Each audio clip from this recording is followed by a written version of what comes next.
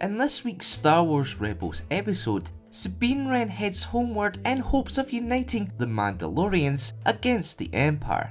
Her welcome isn't warm by any means. In fact, Sabine's very own brother and mother try to arrest her. However, after besting Gar Saxon in a lightsaber duel, Wren proves herself as a worthy leader, a position she seems reluctant to take. The episode overall is really good, but it's not perfect by any means. So with that in mind, let's take a look at the ups and downs from Legacy of Mandalore. To no surprise, we kick off today's episode with an up.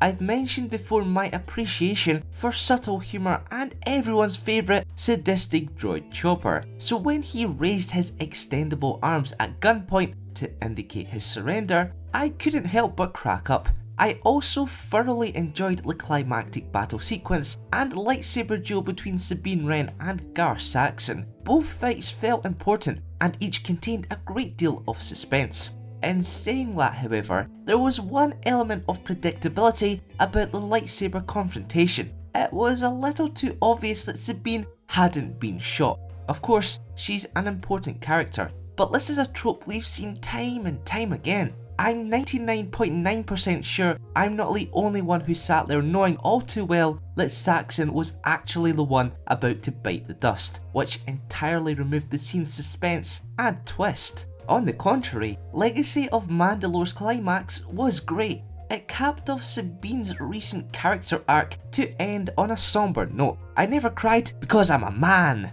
or something. But it was sad to see one of the rebels depart the crew, even if it is only for a half a season or so.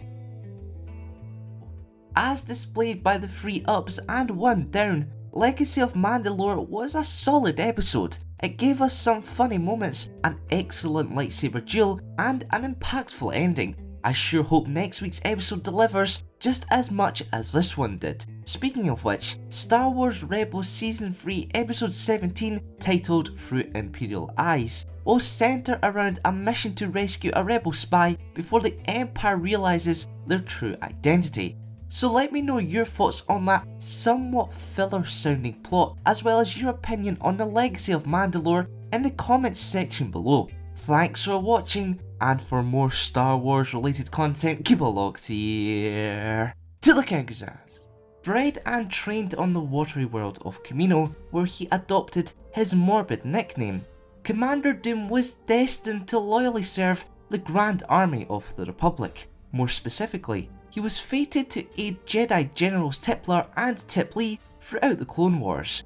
Doom's first notable participation of the conflict came in 19 BBY, when the Republic launched a large-scale campaign to capture a massive space station encircling Ringo Vinda.